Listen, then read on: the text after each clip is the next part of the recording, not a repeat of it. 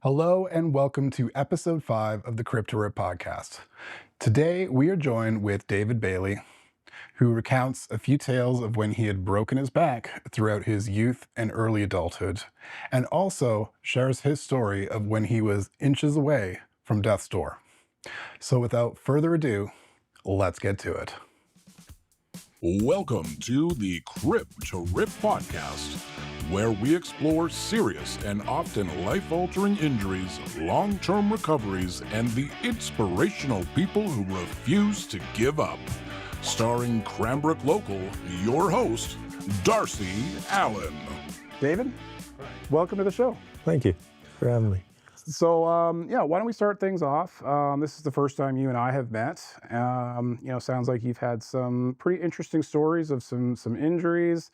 You mentioned something about being legally dead as well, so we'll definitely get into that. But why don't we start things off and just tell us a little bit about yourself? Well, I was born and raised here in Cranbrook. Just outside of Cranbrook, actually. I was raised on my parents' farm and stuff like that. Okay. And that kind of gave me the taste for what I'm doing now. Like, we're all rural and raising kids out there and all that stuff. But Yeah, so you're running a farm then? Yeah. Okay. Yeah. What kind of farm? just organic-based produce, and we have a few animals and stuff like that. But Cool. trying to keep everything as pure as possible. Yep. Yeah. And It's not a bad way to do it. A little bit off grid then, or it was totally off grid, Oh, awesome. 100%. Yeah, which makes it a lot harder. Yeah. But I like the challenge. Yeah, it's definitely rewarding when you get through a winter, Yeah. especially because that's the hardest. I'd imagine, especially colder winters. Cold, all the firewood, and it's just you just have to do those things, or you're gonna freeze your butt off. Yeah. So what's a typical day on the farm look like for you? Up early, taking care of the animals, of course, doing all that, milking the goats. Mhm. And then you get into the maintenance and fixing everything that got broke by the animal. Which is probably not never ending. Yeah. And then scurry around and, try to get some projects done or some more building done. And then we're back at chore time again. Yeah. And I guess being a farm, I mean, no day is identical. Probably some similarities each day, but there's always gonna be something different that's gonna. Always fixing something. Always. Yeah. You get a little windstorm through there, and like we just had that gust that came through a couple weeks ago, Yeah. Yeah.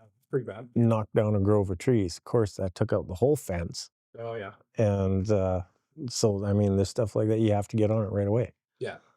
And then the goats or the dogs, they work the staples out of the fence or something. And so you're always fixing something. Yeah. So you got to kind of go, okay, well, what am I fixing today? Maybe I'll get to something. Productive. Yeah. Good. And you've been doing that for how long now?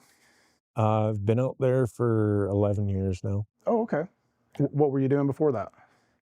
Trucking, Okay. construction. Just kind of had enough of that. And Yeah, well, I did. I quit the trucking, I guess, 4 years ago. Okay. Did little jobs here and there, but the long distance hauling and stuff. Yeah. And then construction since I was 15. Mhm. And then before that, it was my parents' farm, which most of my life, like we didn't move out there till I was, I believe, 8 or 9. Mhm. And then it was full-blown farming. That's when I first fell in love with farming. Yeah. But Is it the same farm or your parents' farm? theirs was on the east side, or I guess that'd be the northwest side of Cranbrook, Oh, okay. and I'm out by Yak. Gotcha. Yeah. It's fun. That's where I developed the love for it, and yeah, and that's where a lot of my not a serious story started, but it's where a lot of my stories origin, my accidents. Yeah, I imagine accidents and injuries can be fairly common on the farm. Yeah, but this is reckless kid stuff. Okay, gotcha. Like falling out of the apple tree or Yeah, out of a bull pine, which I had thrown a string up over a branch. I don't even know how I got it up that high. Mhm. Had a piece of binder twine tied to a milk crate. Doing the elevator up there. Well, one side of it snapped, and I go upside down, and I'm hanging there, but whatever, I was stuck in the basket, Mhm. and then fell down onto my neck. Oh, jeez. And I don't know how, but there was a tire there. And somehow I fell. I think it took some of the cushion. It's just the way I landed perfect. so it was a lucky tire. Oh, yeah. Knocked myself out though. Yeah, it's still enough force to do a little hurt, but Yeah, but it was about 20 feet. Yeah. Mom and Grandma seen the whole thing from the window, had a flipping heart attack. and how little of a kid were you at this time? I believe I was 8 or 9 then. Oh, okay. So you're just full of piss and vinegar and getting into all sorts of trouble and Reckless stuff. My brothers and I wanted to be stuntmen, right? Okay. So we'd climb these massive trees and then literally fall Yep. branch to branch to branch. Well, sometimes you miss. And that hurts. I have jumped off of a hill onto a tree. So the tree was standing up there and I impacted pretty good. I think I've still got a little bit of a scar there from that, but the things that kids do, and of course the bikes, the old bikes with the big handlebars and banana seats, no suspension, going over jumps and yeah, you feel every every bit of that. oh man, the things that we thought up when we were kids.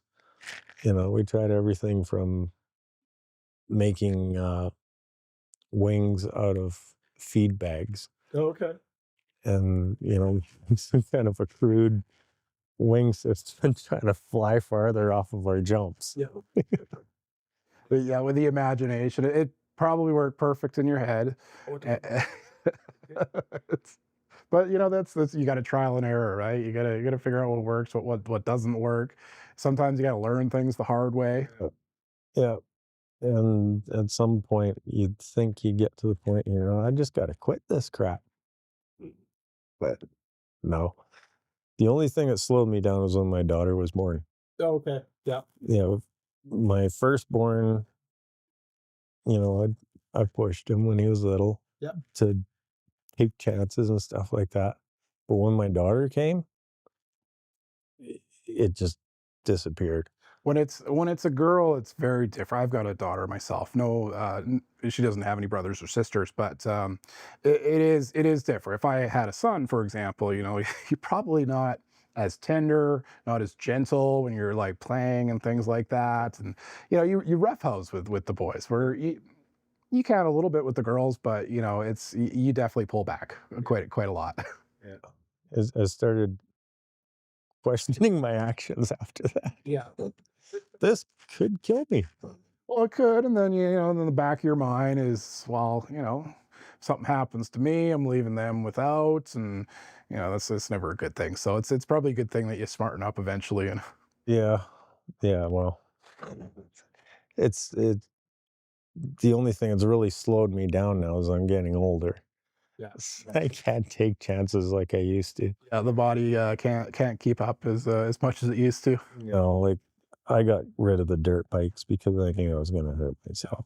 I'm just not flexible like I used to be. Absolutely. When you're in your 20s, you can bash yourself around, fall off, and get back up, dust yourself off. Yeah. When you get older, it's like you got to watch for a bad sneeze pulling your. Yeah, pretty much. So when we're, of course, this is the Cripped podcast. So our main goal with this is, of course, talking about injuries, recoveries, because for a lot of people that can be a very difficult time in their lives, especially mentally. Unfortunately, I see a lot of people kind of tend to give up in those situations. So our goal here is to try to help inspire some people, maybe going through some similar things. So you had kind of mentioned before that you've got a quite a large list of some injuries. So let's kind of start there, and what are some of the worst? Let's see. The worst was 15 years old, apprenticing electrician. Okay. And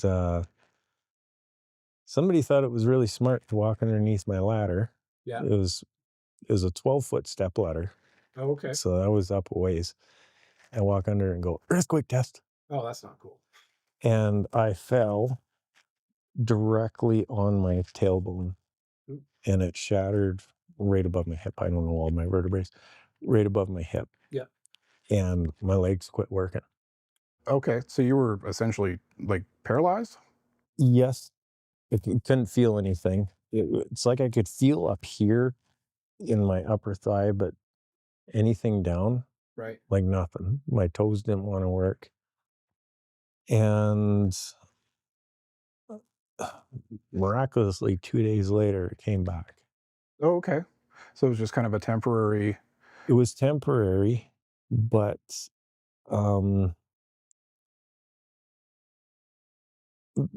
there was other injuries later that I had to have my back x-rayed for. Right. And the doctor pointed out, he says, you have a break in your lower back. And pointed exactly where that pain was. Okay, so it might have been something that was persisting then, or?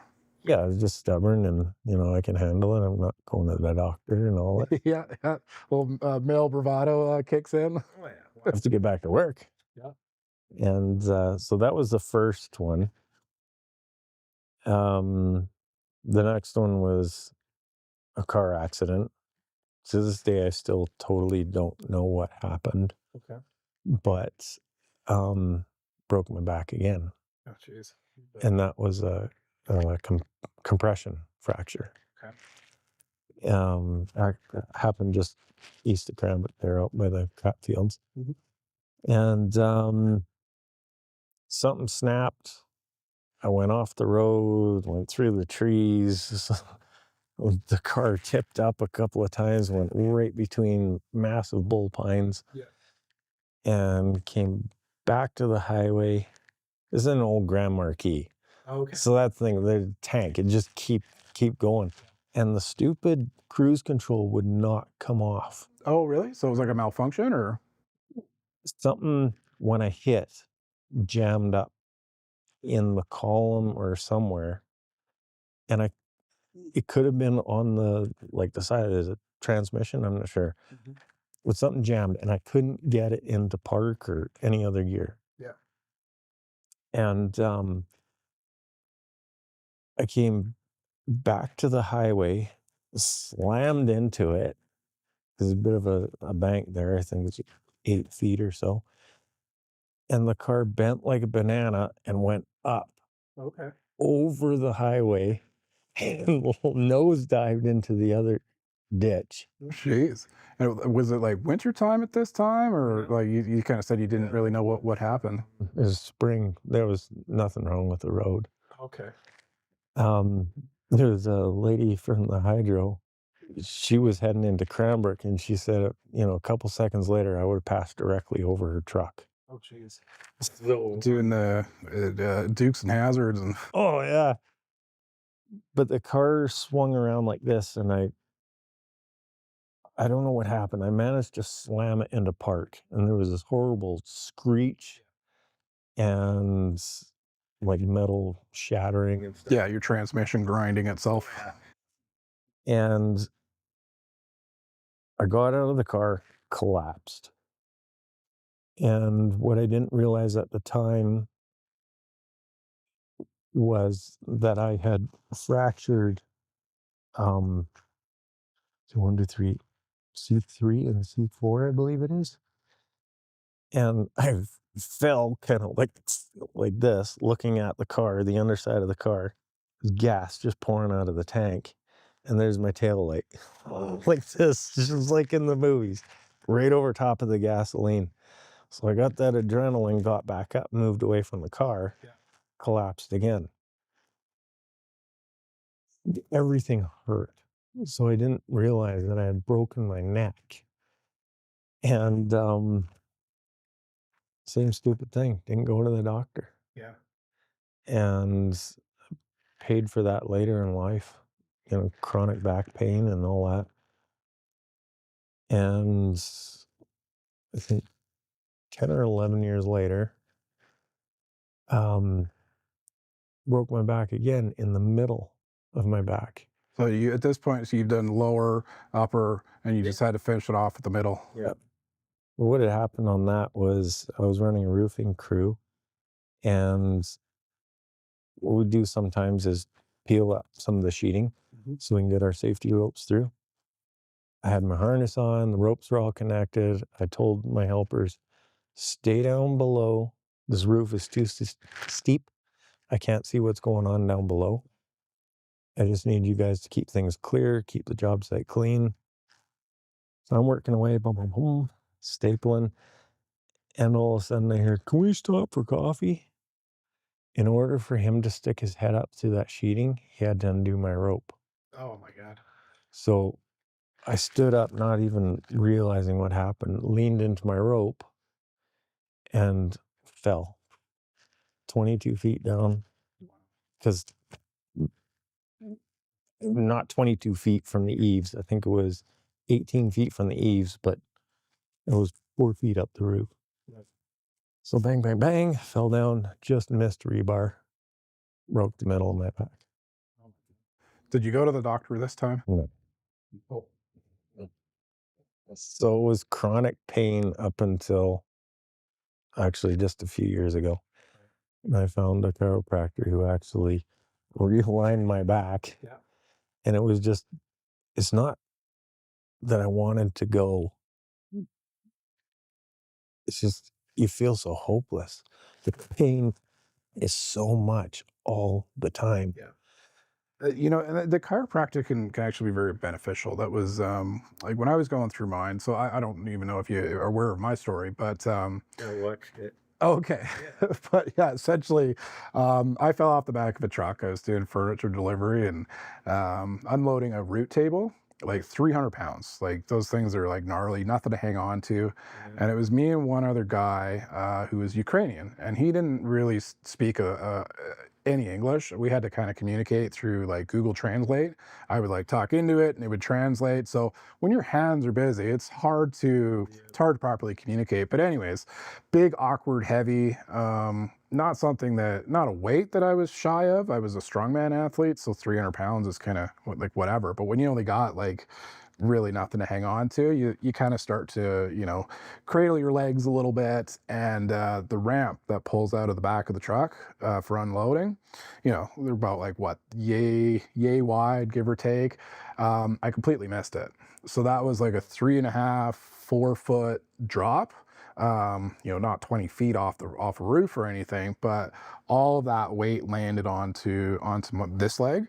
It was a complete dislocation. Like I could see kind of like the end of the bone shape of the femur, like right at the end, because my kneecap was over onto the side.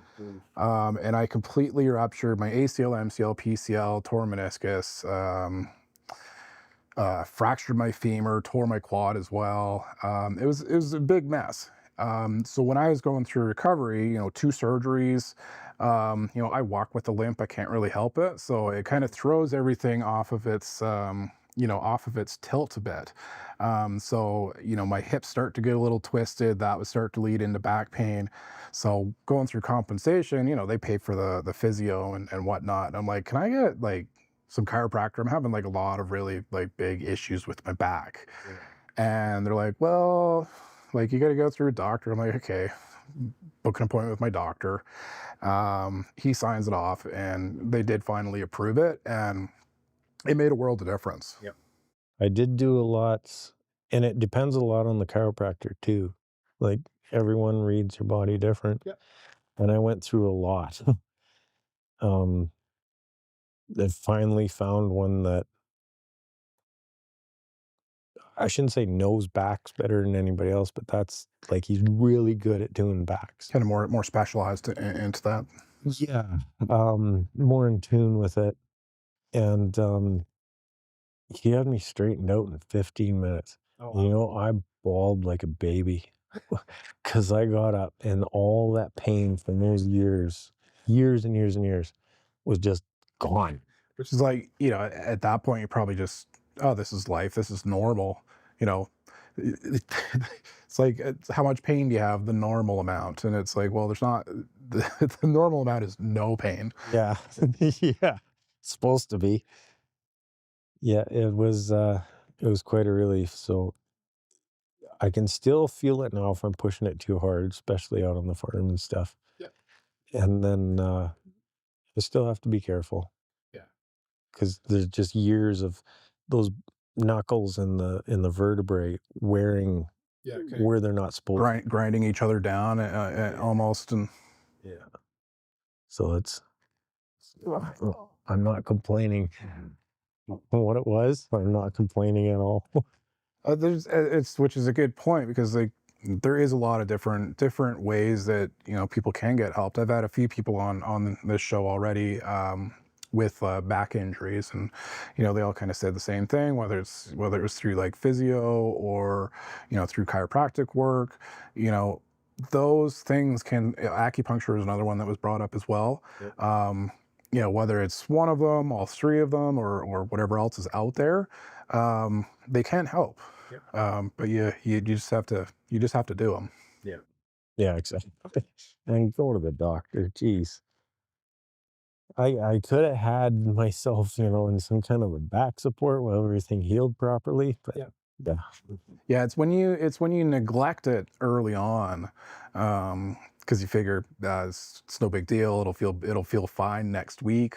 Like my physiotherapist, for example, she was on the first episode I did here, and she says probably back injuries are probably the most common. Especially guys coming out of tech and things like that. A lot of construction is where you're probably going to see the most common with back injuries, but a lot of them do just kind of neglect it because especially out in big job sites like tech.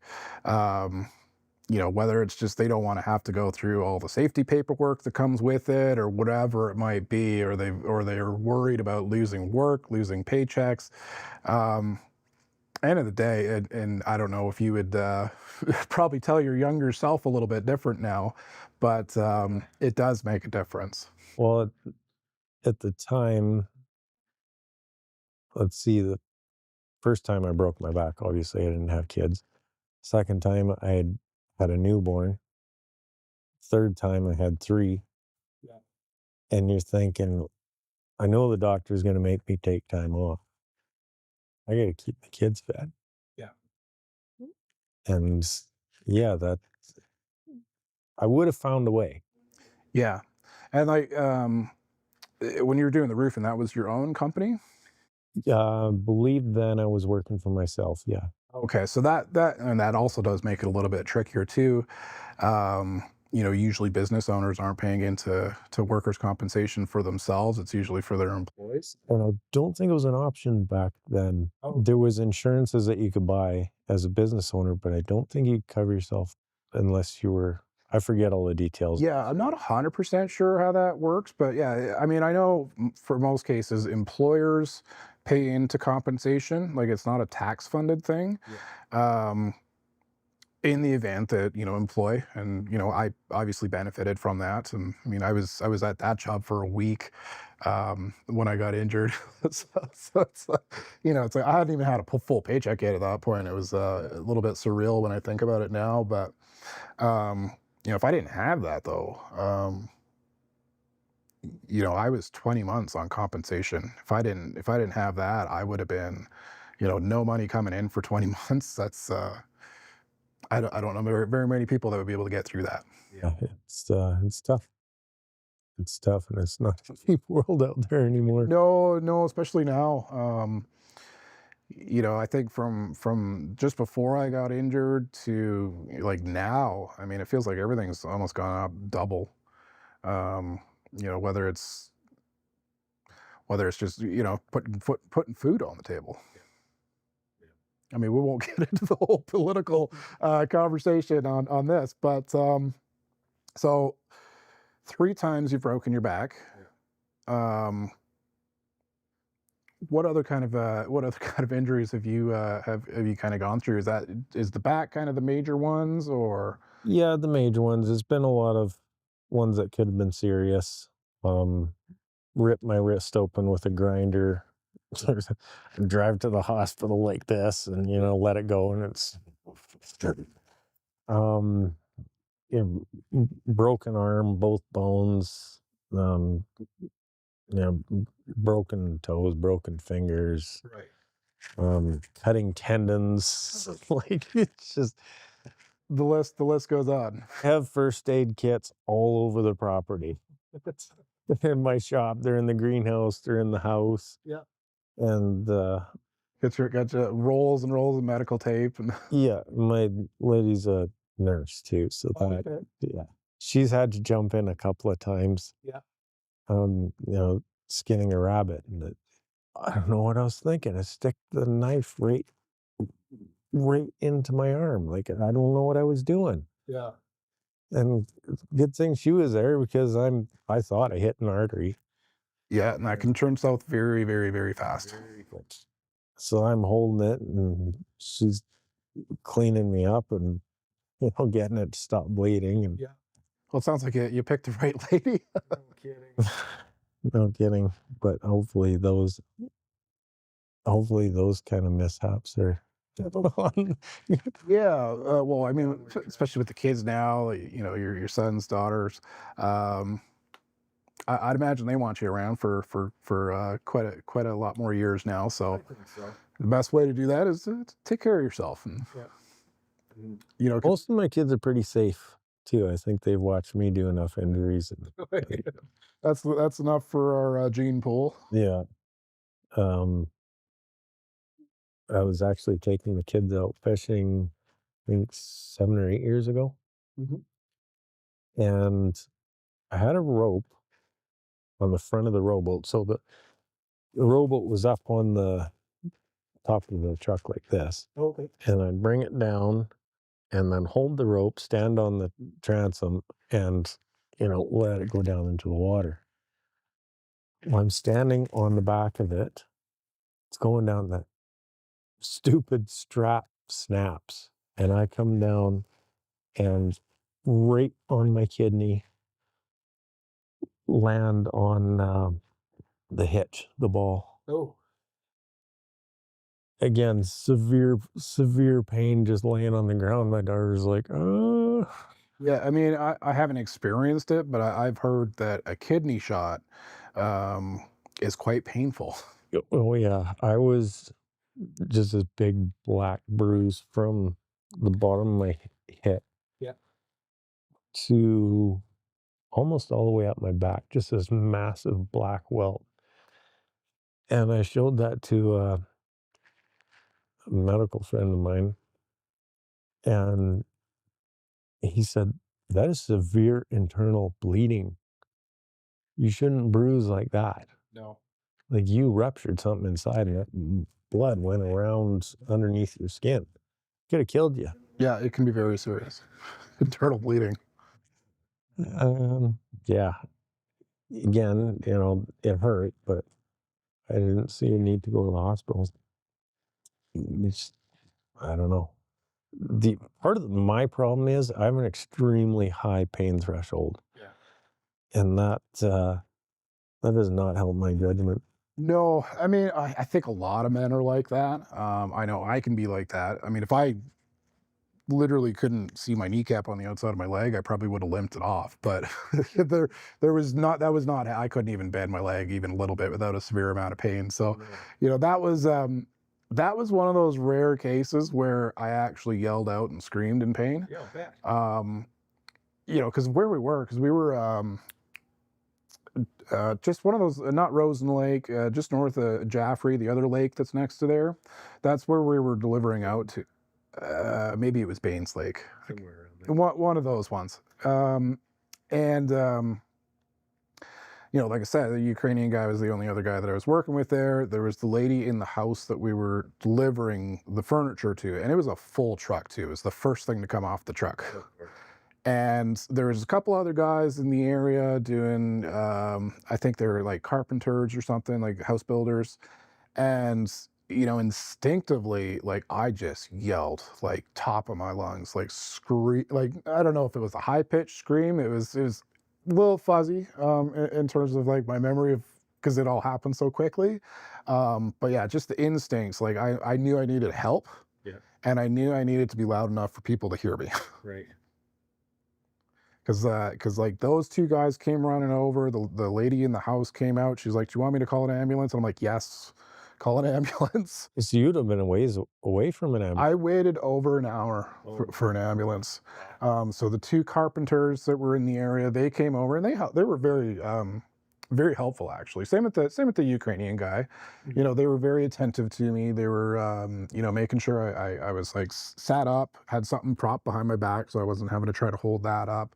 I think I like, because where we were, the sun was beating on us, so they were trying to get I don't know if it was a jacket or something like that, just trying to create some shade for me, and just kind of like being there, you know, helping me kind of breathe through it, because that's all I could do.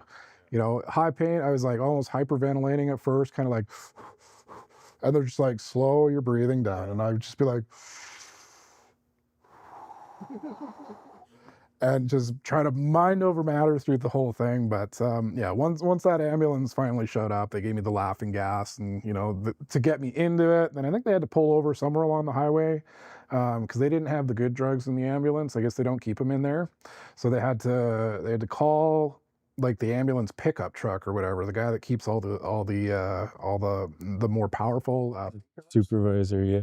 yeah, so they had to pull over on the side of the highway somewhere, to be able to give me that. Whatever they gave me, I don't remember at this point. But you know, bring the pain down.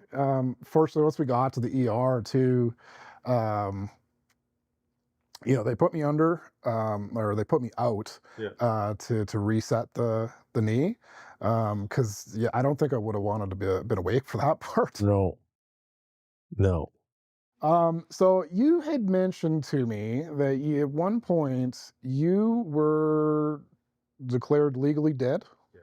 I would love to hear that story. Yeah, that's definitely the biggest story.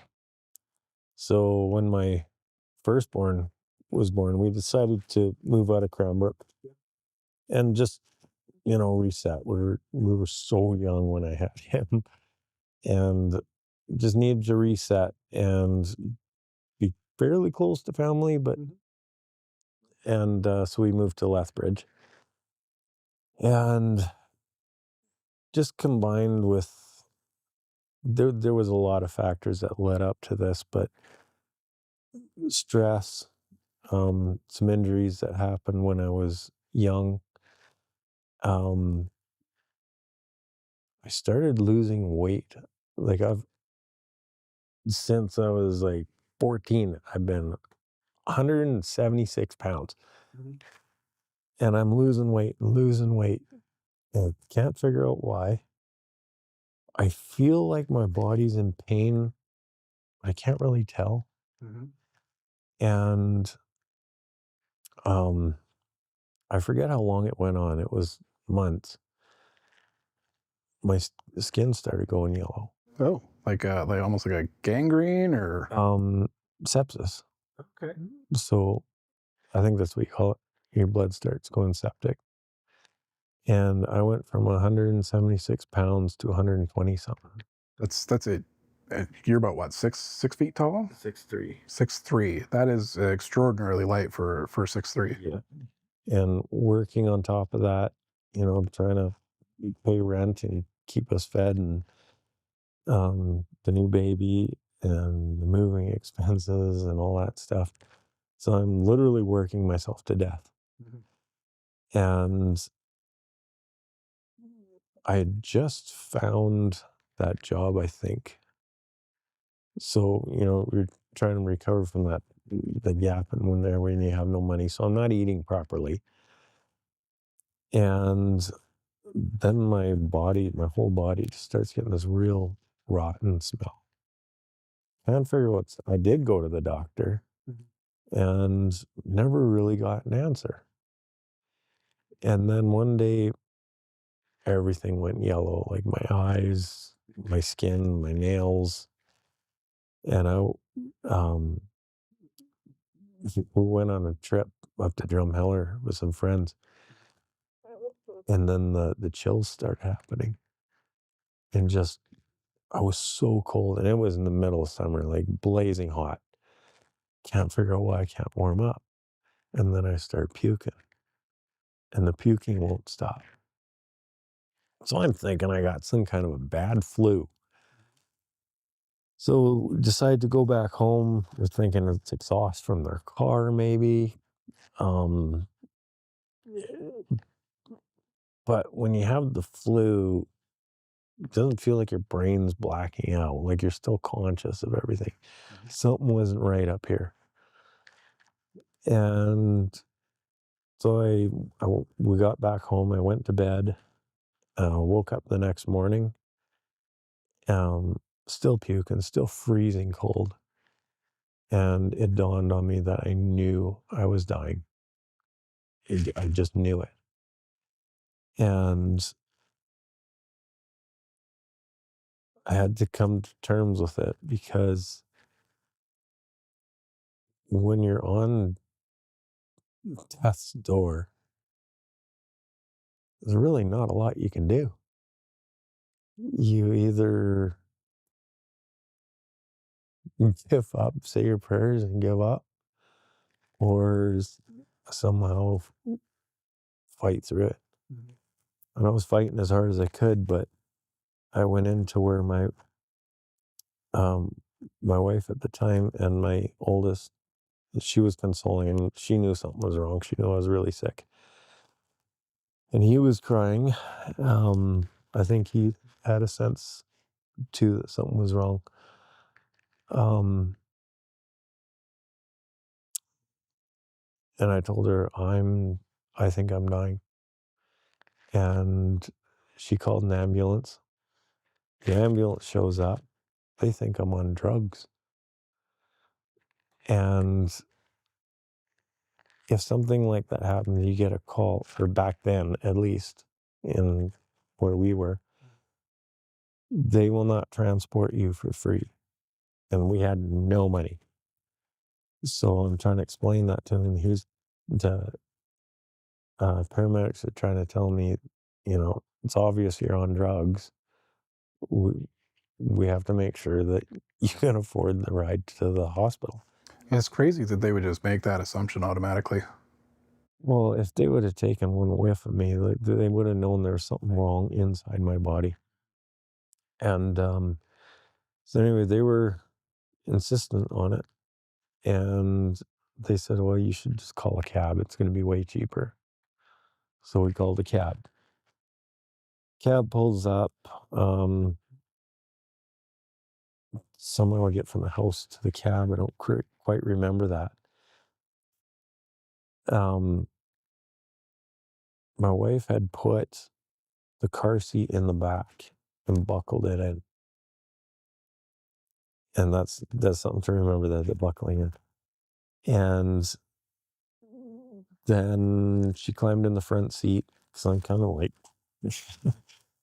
the cab driver, he's flying, like he's ripping towards the hospital. I think it was like a 7-minute drive or something like that. And we pull up at the emergency, and she gets out, goes around, unbuckle the car seat. The cab driver goes, where'd the seatbelt come from? Taxis don't have seatbelts. There was a seatbelt around that car seat, which is a good thing, because he was cruising. And I don't really remember a lot from there to where I was in the hospital. I do kind of sort of remember a wheelchair, and the nurse asked me where I am. Apparently I had a whole bunch of gibberish that I was out of it. Yeah. Oh, high fever. It's usually some delirium. Screaming fever, yeah, and then the chills, and then it just wasn't making sense. They get me into the ER, start doing tests and stuff like that, and I can feel myself fading. And there was huge black guy. And he had to have been 6'7", and just a massive, oh yeah.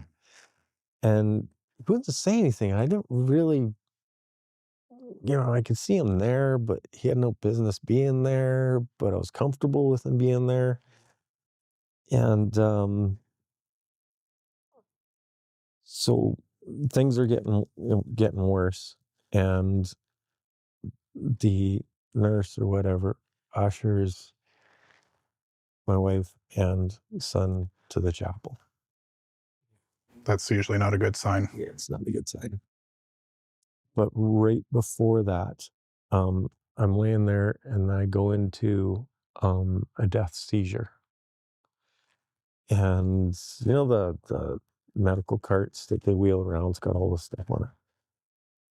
Apparently, I picked that thing up and threw it across the room, just fighting to stay alive. And it was going right for my son in his car seat, which was on the floor. Right. And I'm totally unaware of anything there. The cart's going like this down towards him, and it went up and over him and landed on the other side of him. And I got that secondhand after the other people tell me, like, that thing went right over your kid. Apparently, I punched one of the nurses really bad, like hurt her really bad, and just fighting to stay alive. I grabbed the hospital gurney, the sides, and bent it in towards myself. So anyway, they ushered them to the chapel and told them to call my parents and the pastor, because I'm not going to make it. They're still convinced that I'm on drugs. I haven't touched a drug in my life. And I guess with shift change, and I don't know how much time lapsed in between them being ushered out and me actually flatlining. But there was a shift change in there. And apparently the new doctor came in, or the next doctor on shift, and just started screaming orders at everybody. And sticking me full of needles, like all this IV stuff. I do remember when I came to, there's just bags of IVs everywhere, all up and down my arms. Yeah. So during this time, that black guy had moved right beside my bed. And I'm laying there, he's standing like this, looking down at me. And this is a really deep voice. He's like, everything's going to be okay. And I'm fighting that because I'm like, obviously I'm not okay. He's like, everything's going to be okay. And then I remember just gone. I could literally feel myself separating from my body. And, people talk about the white light and stuff like going up towards it. It's like the light kind of enveloped me. And I knew I was dead. And I'm like, well, I tried. This is it. And I'm getting more enveloped by that light. And then that black guy is up there, wherever that was. And puts his hand on my shoulder. He's kind of standing here now. And I said, I don't know. I don't want to go. I'm not ready to go. I got a little kid I got to take care of. And he goes, it's not your time yet. It's not your time yet. And then I came to it, and it was almost like a suction kind of sound. I'm back in my body, and I just hear that doctor screaming, and the nurse was like flying around, stuff like that. Him yelling, get out, somebody get this and that. And I remember him just jamming me full of stuff. And then it was over. The fever was going. I could feel that going down. The chills were stopping. And the doctor's looking down like this, and he's like, you hear? And I just kind of snap out of it. I'm like, yeah. I can't remember exactly what I said, but yeah, I can hear you.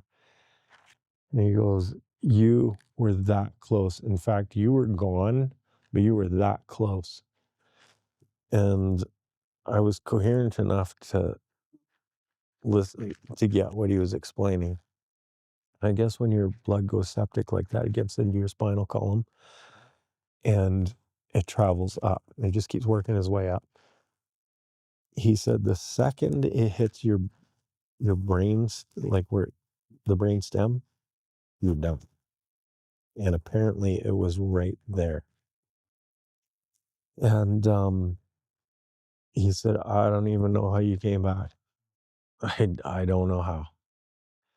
And figured out after that he recognized that I was septic. And there were so many people initially when I got there just assumed I was on drugs, so I wasn't getting what I should have. So if it wasn't for that shift change, Pushing daisies. we might not be having this conversation. Yeah. It was, I'll never forget that feeling of coming back. It's just like that hardship, that trial was over. Everything's going to be okay. We know what's wrong now. And yeah. So after that, I had a lot of surgery done and stuff, and just from injuries when I was little, there was scarring that came from my kidneys, and I forget exactly how you tried to explain it, but apparently my kidneys, if you're looking at my back, he said they're like this. So they were operating backwards, essentially. And because of that, the scarring just kept working its way all the way out. So was this, so it kind of sounds like, the septic was possibly caused by previous injuries? Well, it was caused by the kidney failure, just because that scarring. And that was from that kidney injury, or? no, like that kidney injury happened way after. Yeah. Just years and years, well, I guess almost 20 years of just that scarring, just constantly, gradually working its way all down. My bladder, he said, was the size of a honeydew melon. So because it wasn't draining properly, the bladder just kept getting bigger and bigger and bigger, and then building up with an infection. And that just never went away. So that me not feeling that pain was just something that I was always used to. And that infection spread down into my kidneys and then into my blood and all that stuff. So after that, there was a ton of surgery. There was a lot of surgery to get everything fixed. Yeah. How many surgeries? I think 4 in total. Okay. But they were pretty extensive. Yeah. So what, after all that happened, thank God you're here. It definitely could have ended much, much worse. Yeah. What did the recovery look like after those surgeries then? The urologist in Lethbridge said that my left kidney was okay. It was damaged. Mm-hmm. They did what they could. My right one was alive, but would probably never function. Right. And he said, you'll probably be on dialysis within the next couple of years. He said, don't be surprised if they shut down again. And it's only the things to watch for. But my right kidney came back online and my left one healed up. And They never shut down. I never went on dialysis. Everything healed up. And I still have to be careful. Like to this day, I can't do red food coloring. Okay. They just start aching like crazy. Really, red food coloring? Yeah. And it's that red, oranges, that blue raspberry stuff. Like all the artificial. Yeah.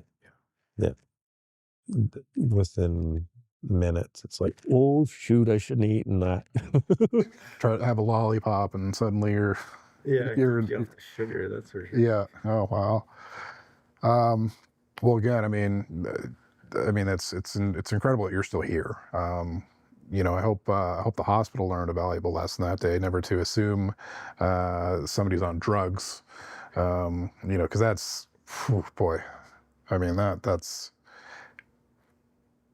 awful, really, to just assume something of somebody that's inches away, millimeters away from death's door. Yeah. Yeah, at least, do some kind of proper check. Like there was obviously no tracks or nothing. Because I mean, I don't know of too many, people that are on drugs that are, completely yellow and, Yeah. there's, yeah, it's almost unfathomable to even think of that they would just make that assumption. Yeah, of course, I don't know what I look like. Everything was so gradual. I must have looked like a wreck, like skin and bones, and look at it. Yeah, it's just Oh, I'd imagine, because you were down about like 120-ish, you said? 20 something. I think it was 124 was my lowest. Yeah, you would be skin and bones at that point. Pounds gone, and I don't have enough to afford to begin with. So we'll kind of backpedal a little bit to some of the injuries and things like that. Obviously you never went to any doctors or anything like that for most of those or all of those. If you were to able to jump in a time machine, hop in a DeLorean, get up to 88 and go back and go see your younger self when those happened, would you have any words of wisdom or advice that you would give to your younger self, or even just anybody else going through a similar injury? As far as the reckless stuff, it'd be the same thing I tell my kids: slow down, take a minute, breathe through it. As far as the kidney stuff, like I said, it was so gradual, and that I was so used to that pain, I didn't know what was happening. But I should have listened to the people going like, "You don't look very good," because that was happening, long before I went septic. You just think you're sick, and because I wasn't eating properly, I'm tired. But you don't realize how skinny you are when you lost 50 pounds. Yeah, because it's not like it's overnight. You'll notice 50 pounds overnight, but if that's spaced over several weeks or months even, it's going to be a little less noticeable. Yeah, for sure. Awesome. Well, thank you very much for coming on. This has been a great conversation. A little eye-opening, especially with the kidney story. I'll kind of leave the floor to you. If there's anything else that maybe you wanted to say, I'll give you the opportunity to now, and then we'll wrap things up. Well, the whole thing really, you start looking at life in a different, you start valuing life a lot more when you've been that close. And not that it's selfish, but your own life too. And you have to, I would say to anybody that's going through these struggles, because it's not just kidney failure, all the other life-changing hurts and problems that are out there, is You will be okay. Breathe through it. Like you were saying with your knee, breathe through it. A lot of the progression on the internal injuries and stuff like that, like the sicknesses and stuff, a lot of it's stress. You have to breathe through it, focus. There's ways to get better. And you can't fear death. You just respect that that's something that can happen. You can't fear it because that just creates way too many obstacles that you just don't need. You make it worse. But yeah, I appreciate you letting me on here to share the story. And Yeah, absolutely. Again, it was a great conversation. So thank you for coming on and sharing some of your story. And hopefully, once this gets out there, that might help somebody. So I appreciate it. But yeah, that is a wrap.